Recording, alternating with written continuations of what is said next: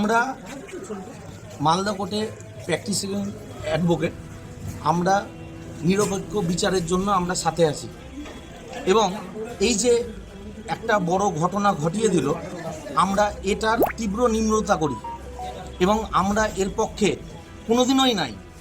এবং যে ঘটনাটা মোথাবাড়িতে মুফাক্কেরুল ঘটালো সেটা আমরা তীব্র নিম্নতা করছি এবং আমরা মালদা কোর্টের বার অ্যাসোসিয়েশনের পক্ষ থেকে আমরা কোনো লয়ার এর পক্ষে থেকে দাঁড়ানোর জন্য আমরা তীব্র নিম্নতা করছি। দাঁড়াবেন না কেউ?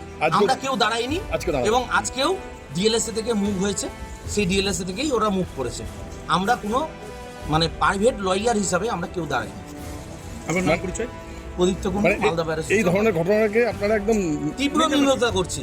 এই ঘটনার সাপেক্ষে আমরা কোনোদিনই পক্ষপাতিত্ব নেই এবং আমরা তীব্র নিম্নতা করছি, বারবার এক কথাই বলছি। এরকম দাবি আপনাদের, ওর যে লাইসেন্সটা আছে সেটাকে ক্যান্সেল করে দেওয়া বা কিছু এরকম ধরনের? দেখেন, এটা bar council of India licence দিয়েছে ওকে, বা bar council of West Bengal okay licence দিয়েছে। আমি জানি না উনি কোথা থেকে পাস করেছেন। উনি যদি সঠিক bar council of India licence দিয়েছে ওকে, বা bar council of West Bengal okay licence দিয়েছে, আমি জানি না উনি কোথা থেকে পাস করেছেন।